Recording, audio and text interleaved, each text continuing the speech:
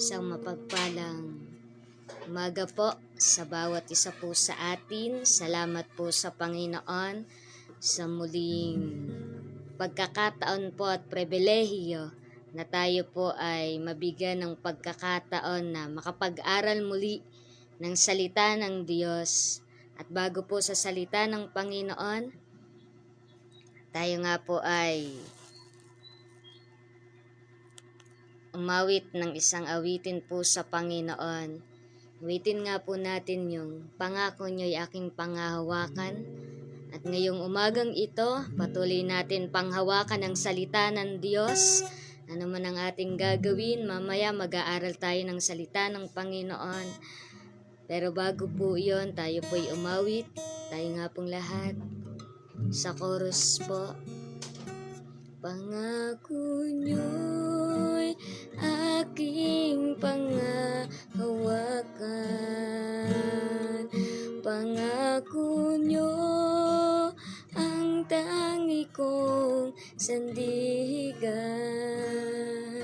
Pangako niyo'y tapat, magpakailanman ako ay di iiwan.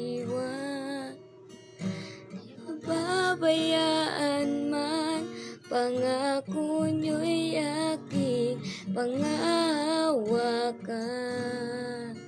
Pangako niyo'y aking panghahawakan. Amen.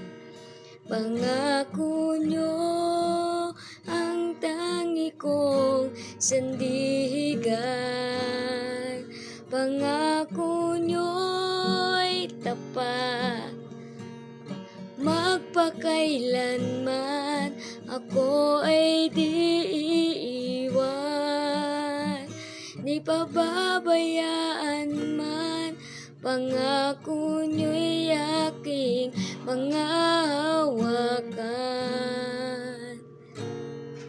Ako ay di iiwan o pababayaan man, pangako niyo'y aking panghahawakan. Ako ay di iiwan o pababayaan man, pangako niyo'y aking panghahawakan. Hallelujah, purihin po kayo, O Diyos. Salamat sa inyong mga pangako, Panginoon. Hallelujah. Salamat sa inyong mga salita na nagbibigay ng kalakasan sa amin. Salamat sa bagong umaga, Panginoon. Hallelujah. Purihin kayo, O Diyos, at dakilain ng iyong dakilang pangalan. Hallelujah, hallelujah, hallelujah. Panginoon, ngayong umagang ito, patuloy kaming lumalapit po sa inyo. Patuloy na sinasamo po namin ang patuloy na pagsama at pangunguna ng Banal na Espiritu. At hayaan nyo saan man kami mga naroroon, O Diyos, habang nakikinig kami ng iyong mga salita. Hayaan nga po ninyo na dumaloy sa amin ang patuloy na kalakasan, patuloy na pangunguna po ninyo'y maranasan namin, O Diyos. At patuloy na pagsama po ninyo, Panginoon, ang aming hinihiling ngayong umagang ito, O Diyos. Salamat po. Hayaan nyo, Panginoon, ang connection, Panginoon, ng internet, O Diyos. Patuloy, Panginoon, naming hinihiling din po sa inyo. Tuloy nga po kayo, Panginoon, ang hallelujah, aming Panginoon na pinagkakatiwalaan sa umagang ito. Patuloy na kayo'y maparangalan, Panginoon, sa aming gagawin, O Diyos. Salamat po sa inyo. Pagpalain niyo ang inyong mga salita na mahayag sa oras na ito. At patuloy na pangunahan niyo po kami, O Diyos. Sa inyo po ang pinakamataas na papuri, pasasalamat at pagdakila.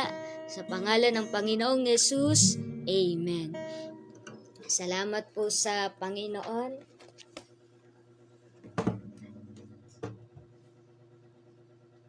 Salamat po sa Diyos. Mag-aaral po tayo ng salita ng Panginoon at makipagbukasan po kayo sa akin Sa aklat po ng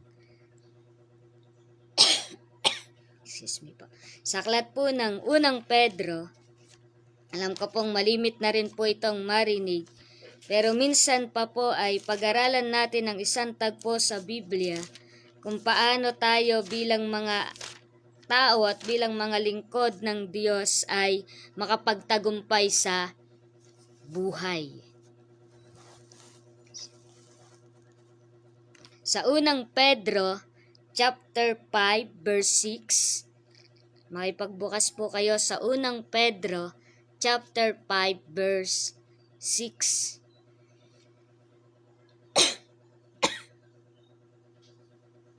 Babasahin ko po, unang Pedro, chapter 5, verse 6, sabi po dito, kaya magpasakop kayo sa kapangyarihan ng Diyos dahil darating ang araw na pararangalan niya kayo. Unang Pedro chapter 5 verse 6, pag-aralan natin bakit karapat-dapat na pagtiwalaan ng isang tao ang Diyos. Inuulit ko ang pag-aaralan po natin sa oras na ito, bakit karapat-dapat pagtiwalaan ng isang tao ang Diyos. Sa buhay po natin, sa mundong ito ay marami po tayong mga pinagdadaanan sa buhay. At minsan humahanap tayo ng isang bagay o isang pundasyon ng ating buhay para po makabangon tayo sa buhay na ito. Para po makapagtagumpay doon sa ating mga hinaharap sa buhay. Pero may isang pundasyon na pagbigay sa atin ng katiyakan at kasiguraduhan ng pagtatagumpay talaga ng buhay. At ito yung pundasyon ng buhay na nasa Panginoon. Sabi po dyan sa salita ng Diyos ay, kunin po natin yung salitang magpasakop. Amen. Dahil sabi po dyan ay, magpasakop sa kapangyarihan ng Diyos. Bakit binigay po ni Apostol Pedro sa unang Pedro chapter 5 yung verse 6 na kaya magpasakop kayo sa kapangyarihan ng Diyos. Dahil maliban po na ang isang tao ay nasa Panginoon, hindi niya kayang labanan ang gawa po ng kaaway. Inuulit ko po, kahit gaano tayo katalino at kahit gaano po yung tinatangkilik natin sa buhay o yung mga talento natin sa buhay, kung wala po ang kapangyarihan ng Panginoon, hindi po natin makakayang talunin ang gawa ng kaaway. Amen. Kung bakit karapat-dapat na pagtiwalaan ng isang tao ang Panginoon dahil ang Diyos lang ang may kakayanan na lumaban sa bagay na espiritual. Amen po ba? Inuulit ko po. Kung bakit unang-unang karapat-dapat na pagtiwalaan ng isang tao ang Panginoon ay unang-una dahil ang Diyos lang ang may kakayanan na lumaban sa gawa po ng kaaway at ito'y talagang matalo. Amen. Kahit ikaw ay napakatalinong tao, kahit po tayo ay napakaraming talento, kung wala po sa buhay ng isang tao ang Diyos, darating din po ang pagkakataon sa kanyang buhay na matatalo siya sa labanan. Maring maganda sa umpisa at kaya pa nating talunin ang hamon ng mga buhay sa umpisa. Pero kung wala po ang pagkilos ng Panginoon at kung wala po ang Diyos sa ating buhay, matatalo po tayo ng kaaway. Kaya ang paanyaya po ni Apostol Pedro ay pasakop kayo sa kapangyarihan ng Diyos. Ano pong ibig sabihin ng pasakop? Ibig sabihin po noon ay yung lahat ng kalooban natin, yung mga bagay na meron po tayo, ipasakop po natin sa kapangyarihan ng Panginoon. Alam niyo po, ang pinakamahirap na pagsuko sa isang tao ay kapag may alam ka na, pero kung hindi yun yung kalooban ng Panginoon, minsan, kaya namamali din ng mga tao dahil may alam na tayo, hindi natin ito kayang ipasakop sa Panginoon, yung ating mga pride. Amen po ba? Kapag alam mo yung gagawin, kapag alam natin may talento tayo, may mga bagay na kaya naman natin talaga, minsan ay doon tayo nakadepende. At doon mismo tayo kumukuha ng mga lakas. Doon tayo kumukuha ng strength. Doon tayo kumukuha ng pag-asa. At ang pinakamahirap ipasakop yung ating kalooban talaga. Amen po ba? Minsan ay yung mga katwiran pa rin ng tao ang nasusunod. Kaya ang sabi dito ng Panginoon, maliban na ang isang tao ay magpasakop sa kapangyarihan ng Panginoon, makapagtatagumpay siya sa labanan, spiritually at sa mundong ito.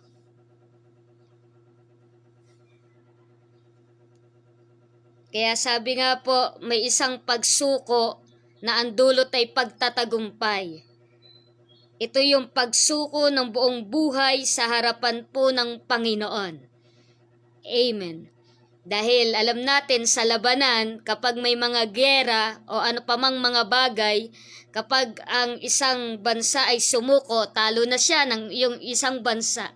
O sa mga pakikipaglaban, kapag ang isang manlalaro ay sumuko na, talunan na po siya. Pero kaiba po ito sa pagsukong binabanggit dito. Ang pagsukong binabanggit dito ay nagdudulot ng pagtatagumpay sa hamon ng buhay. Bakit po karapat-dapat na pagtiwalaan ng Panginoon? Dahil siya lang ang makatatalo sa gawa ng kaaway. At ang isa pa po ay sa John chapter 1 verse 4 na minsan ay malimit na rin po nating mabanggit. Sa aklat po ng John chapter 1 verse 4.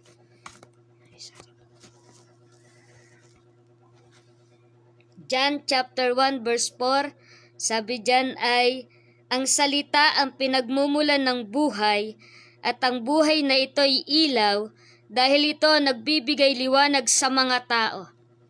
Isa pa po kung bakit karapat-dapat pagtiwalaan ng Diyos, siya po kasi ang buhay. Amen. Ang Panginoon po kasi ang buhay. Kaya kung ipasasakop natin ang ating buhay sa Panginoon, napakapalad natin dahil yung mag-iingat na sa iyong buhay. Dahil kung ipapasakop natin yung buhay natin sa Panginoon, ibig sabihin, binibigyan natin ng karapatan ng Panginoon sa ating mga buhay. At kung ito'y gagawin natin, napakapalad natin. Why? Kasi siya yung pinagmumulan ng buhay. Maiingatan niya yung buhay po natin at maisussustain niya yung buhay na kailangan natin kasi siya yung buhay. Hindi lamang po siya yung pinagmumulan ng buhay. Mismong siya ang buhay. Amen. Kaya kung nasa Panginoon ka, natagpuan mo na nga ang buhay. At pangalawa, sabi po dyan, siya din ang nagbibigay liwanag sa mga tao. Ibig sabihin, kung ang Diyos ay nasa atin, magkakaroon ng liwanag yung ating mga buhay. Hallelujah! Napakapalad natin. Why? Maraming mga taong naghahanap na mabago ang kanilang buhay. Maraming mga taong nagnanasa na makapagtagumpay sa buhay at yung nakaraan nilang mga pangit na pangyayari sa kanilang buhay ay nais nilang mabago. Pero mga kapatid, maliban talaga na ang isang tao ay nasa Panginoon. Dahil sabi po dito, ang Panginoon ang magbibigay liwanag sa mga tao. Amen. Ang nasa Diyos yung liwanag na hinahanap po ng tao. Alam nyo po, kapag madilim, kapag walang kuryente dito po sa isla ng Talim ay laging nawawalan ng kuryente. Kapag walang kuryente, marami tayong hindi nakikita. Amen po ba?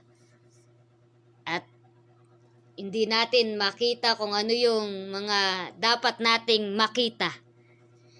Pero kapag binuksan po ang ilaw sa loob ng tahanan, kahit po yung mga alikabok, kahit po yung mga agiw sa taas, ay kitang-kita. Amen po ba? At kapag tayo'y maliliwanagan ng Panginoon, makikita natin yung ating sarili, at malalaman natin na merong mga bagay sa ating sarili na dapat talagang baguhin. Maliban na magkaroon ng liwanag ang isang tao, makikita niya talaga yung mga bagay na dapat niyang baguhin para hindi siya mapahamak. At para hindi po siya pabalik-balik na lang sa kasalanan at hindi siya paikot-ikot na lang yung takbo ng kanyang buhay. At kapag isang bagay pa, kapag nasa liwanag tayo, makikita natin kung ano yung dapat nating daanan. Alam natin ng Awit 119 verse 105. Naipagbukas nga po kayo din sa Awit 119 verse 105. May binanggit po dyan sabi po dito, ang salita nyo ay gabay at patnubay sa aking daraanan. Amen po ba? Awit 119 verses 105. Sinabi din ng Panginoon yung salita niya. Kapag nasa Panginoon kasi tayo, malalaman natin kung ano yung salita ng Diyos. At kapag nalaman natin ang salita po ng Panginoon, ito'y magdudulot sa atin ng tamang daan patungo sa buhay na walang hanggan. Kaya nga po, maliban na tayo magpasakop sa Diyos, hindi natin makikita yung tamang daan kung ano yung dapat nating lakaran patungo po sa buhay na walang hanggan. At katulad po ng isa pang bili ng Panginoon, dyan pa rin po sa Awit 119 verse 9. Sabi dyan, paano mapapanatili ng isang kabataan na malinis ang kanyang buhay? Mamuhay siya ayon sa inyong mga salita. Awit 119 verse 9, sinabi ng sumulat po ng Awit 119 verse 9, paano mapapanatili ng isang kabataan na malinis ang kanyang buhay? Mamuhay siya ayon sa inyong mga salita. Amen. Kung nais nating maging maayos yung legacy ng ating buhay, kung nais po natin talagang mabago ang ating buhay, kailangan natin na nasa Panginoon. Dahil habang nasa Panginoon tayo, ang Diyos ay magsasalita sa atin, at habang nasa Panginoon tayo, makikita po natin yung mga kalooban ng Diyos sa ating mga buhay. At makikita natin unti-unti tayong babaguhin ng Panginoon. Di po ba sabi sa awit, binabago nyo ako araw-araw, binabago nyo ako araw-araw. Kaya tayong baguhin ng Panginoon araw-araw. Dahil kahit tayo may natutuklasan pa tayong mga ugali sa ating sarili. Amen po ba? Pero yung mga bagay na iyon, yung tinanggap nating Panginoon, may kakayanan siyang magbago po ng buhay. Kaya kung nais natin na ang buhay talaga natin ay magtagumpay hanggang dulo, hindi lang sa umpisa, hindi lang sa kalagitnaan, pero hanggang sa hangganan ng ating buhay ay magtagumpay, pasakop po natin ang ating buong buhay sa Panginoon. Karapat-dapat na ang buhay natin ay ipagkatiwala natin sa Panginoon. At ang huling verse po ay sa Genesis chapter 1 verse 1. Sabi po dyan, Genesis chapter 1 verse 1, bakit karapat-dapat na ipasakop at karapat-dapat na pagtiwalaan ang Panginoon sa ating mga buhay? Sabi dyan, Genesis 1:1, nang pasimula, nilikha ng Diyos ang langit at ang mundo. Sabi sa English is, in the beginning was God. Kasi sa umpisa pa lang, siya na. Amen po ba? Siya'y Diyos na. Wala siyang pinagmulan. Amen. Siya ang pinagmulan ng lahat ng bagay, pero siya wala siyang pinagmulan.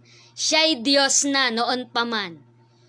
Kaya kung nais natin na malaman kung paano talaga tayo magtatagumpay sa buhay na ito hanggang sa hangganan ng ating buhay, ay ipasakop po talaga natin ang ating buong buhay doon sa pinagmulan ng lahat ng bagay, ang Diyos. Amen. At sabi ng Hebreo chapter 13 verse 8, Jesus Christ is the same yesterday, today, and forever. Bakit karapat-dapat na pagkatiwalaan pa ang Panginoon? Dahil ang Diyos noon, ngayon, at magpakailanman. Anong ibig sabihin ng Hebreo 13 verse 8? Dahil ang Panginoon ay hindi nagbabago noon, ngayon, at kailanman. Amen. Kaya, sa mga verse pong iyan, ilan lang po yung mga verse, makikita natin kung saan tayo dapat talaga humugot ng pag-asa, saan po talaga tayo dapat lumapit, saan po talaga tayo dapat naroroon ang ating mga buhay, sino dapat ang pagkakatiwalaang mong humawak ng iyong buhay. Doon sa mga verse na binabanggit po natin, isa lang ang Panginoon. Kaya mapalad ang isang taong nasumpungan ng Diyos at ang isang taong nagtiwala doon sa nakasumpong sa Kanya, ang Panginoon. Purihin ng Diyos. Wala tayong may pagmamalaki, mga kapatid, dahil kung liliwanagan tayo ng Diyos, kulang at kulang tayo bilang mga tao. Amen. Kulang at kulang ang ating karunungan para maunawaan ang maraming mga bagay. Kulang ang ating lakas para sa maraming mga bagay. Kulang at kulang ang ating mga talento para sa lahat ng mga bagay. Pero yung mga taong nasa Panginoon, sabi nga po doon, kapag nasa Panginoon ka, yung lahat ng hinahangad ng tao, yung lahat ng meron, amen po ba, na hinahangad natin, nakakulangan ng isang tao, kulang sa pag-ibig, kulang sa pag-asa, kulang sa kapayapaan, kulang sa lahat ng mga bagay, kapag nakatagpo natin ang Panginoon, He is everything we need. Amen po ba? Meron ka na ng lahat ng bagay. Kaya purihin po ang Panginoon. At may idadaglag lang po akong verse sa Hebreo. Diyan pa rin po. Chapter 12 verse 2. Alam na po natin din ito. Sabi doon, looking unto Jesus, the author and finishers of our faith.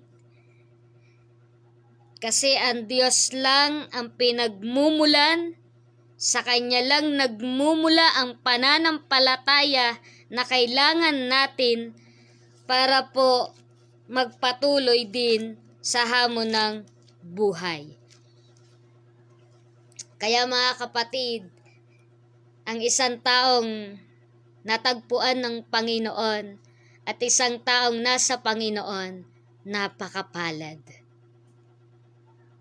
Kahit kaunti lang yung talento natin, kahit simple lang yung ating pamumuhay, kahit minsan may mga sitwasyon po tayo na hindi natin kaya, kahit may mga bagay po na hindi natin makakaya at nakakaya, kung nasa Panginoon tayo, marirealize natin, nasa iyo yung lahat ng hinahanap ng mundo.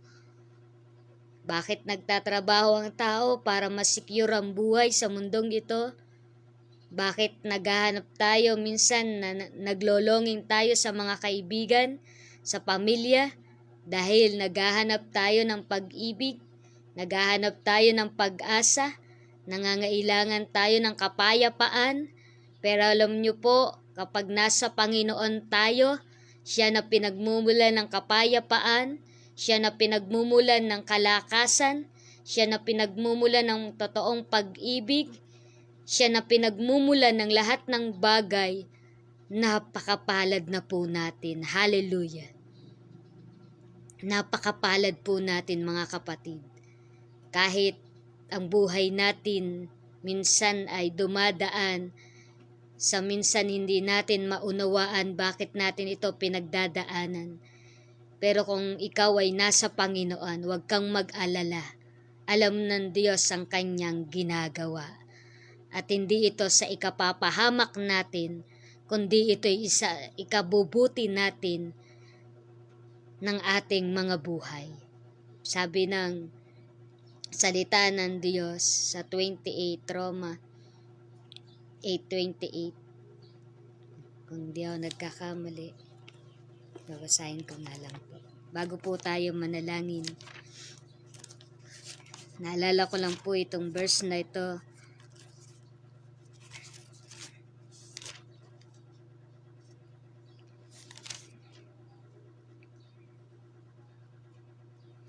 Roma 8:28, alam natin na sa lahat ng bagay, gumagawa ang Diyos para sa ikabubuti ng mga umiibig sa Kanya, sa Kanyang tinawag ayon sa Kanyang layunin.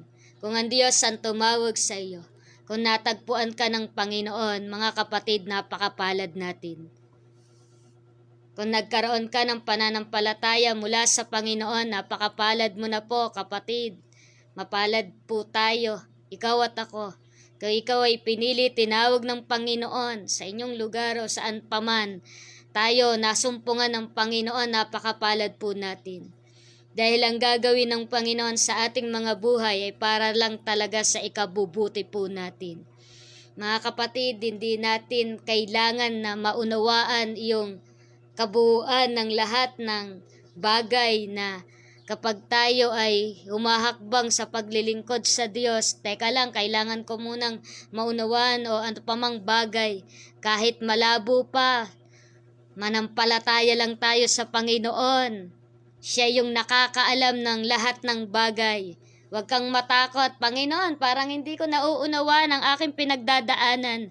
Tuloy lang sa paglilingkod. Tuloy lang sa pagkilos. Tuloy lang sa pagganap sa kalooban na ipinagagawa sa atin ng Panginoon. Tuloy lang po, kapatid. Kahit hindi natin nakikita pa ang buong kabuuan ng ipinagagawa ng Panginoon, kahit hindi pa natin nakikita yung bunga ng kabuuan na ipinagagawa ng Diyos, tuloy lang, kapatid.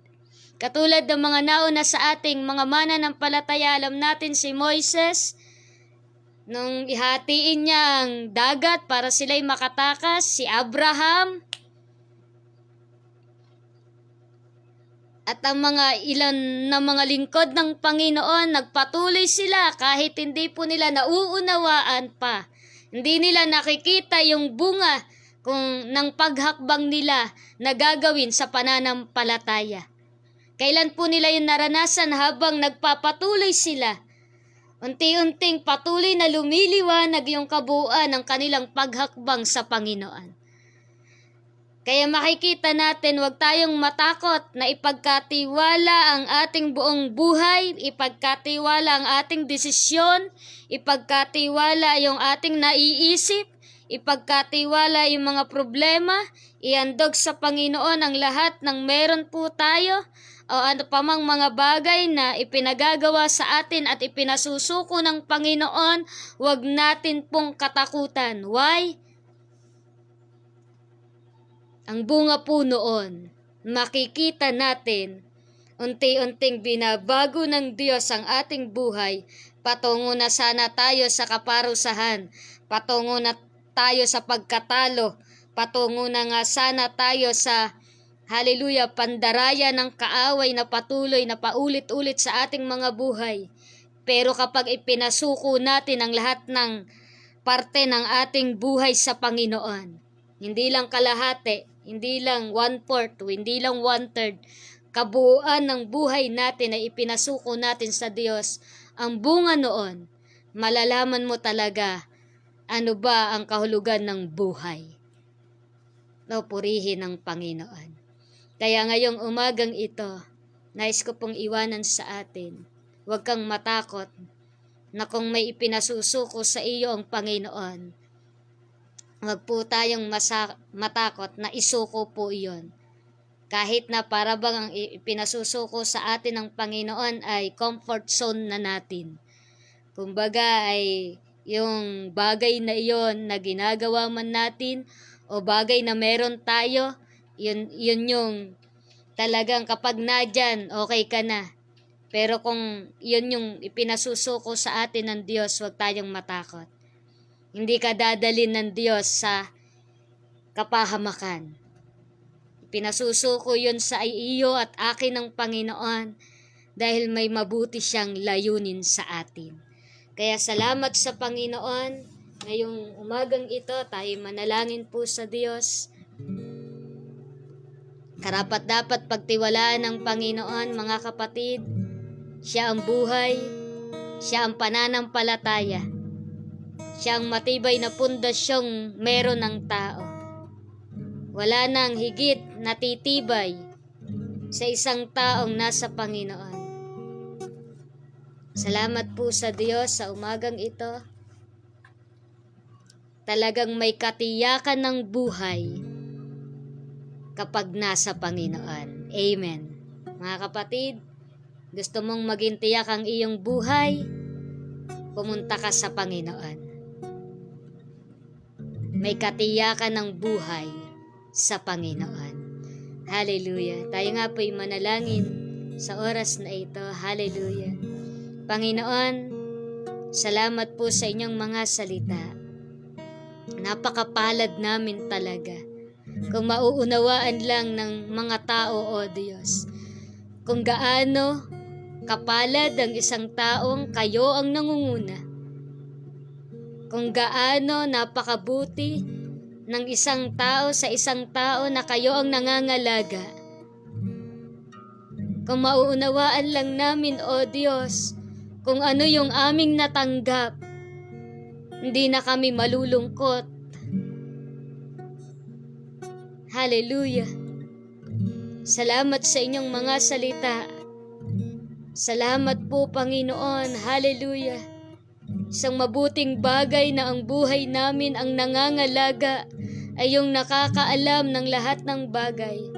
Isang mabuting bagay na ang buhay namin ang nangangalaga, yung pinagmumula ng buhay at ang buhay. Hallelujah. Kaya Panginoon, hayaan nyo nga po, O Diyos, ngayong umagang ito.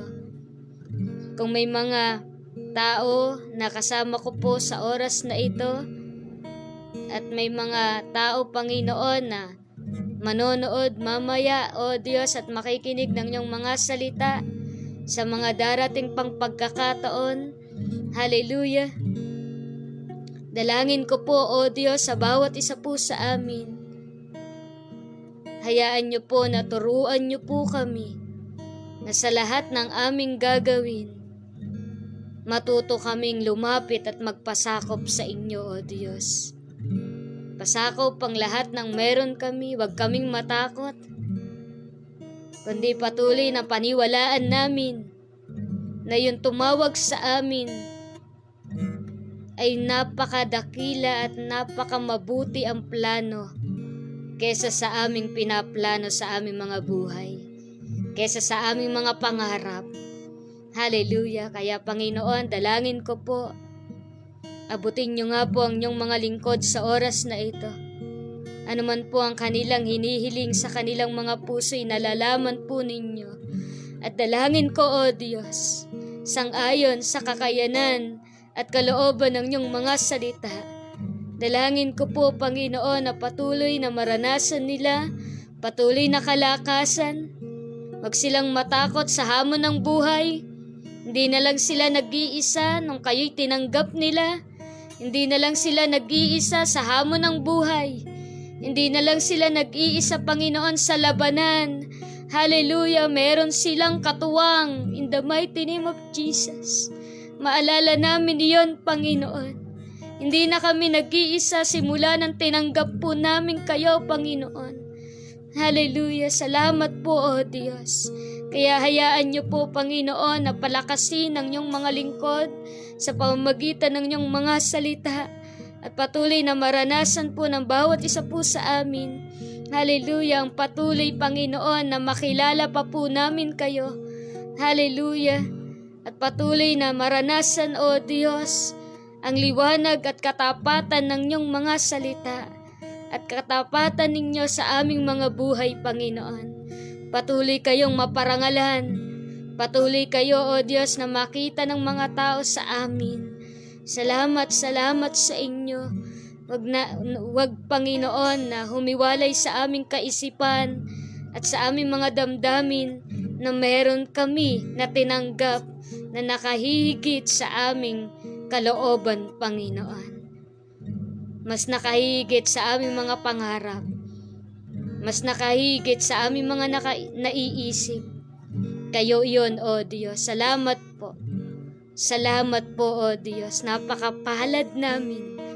Hallelujah. Kung mauunawaan lang talaga ng tao kung ano yung kanilang tinanggap. Hallelujah. Salamat po sa umagang ito. Pagpalain niyo po ang lahat na nakarinig, Panginoon, at makakarinig ng inyong mga salita. Patuloy kayo ang magpahala, Panginoon. Sa inyo ang pinakamataas na papuri. Sa inyo ang pinakamataas na pagdakila, Panginoon. Walang ibang mataas kundi kayo lamang, O Diyos. Walang ibang maparangalan kundi kayo lamang sa aming mga buhay. Purihin ang iyong dakilang bagay, Panginoon. Purihin kayo, O Diyos. Purihin kayo, Panginoon. Sa inyo ang pinakamataas na papuri at pagdakila. Sa pangalan ng Panginoong Yesus. Amen. Salamat po sa Panginoon. Patuloy po tayong magtiwala sa magagawa ng Panginoon sa ating mga buhay. Huwag tayo pong matakot. Tuloy lang sa paglilingkod. Alam ng Diyos ang kanyang ginagawa. Tuloy lang po tayo sa paglilingkod. God bless po sa bawat isa. God bless po sa mga papasok, sa mga trabaho.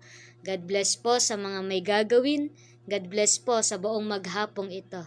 Salamat po. God bless po sa ating lahat.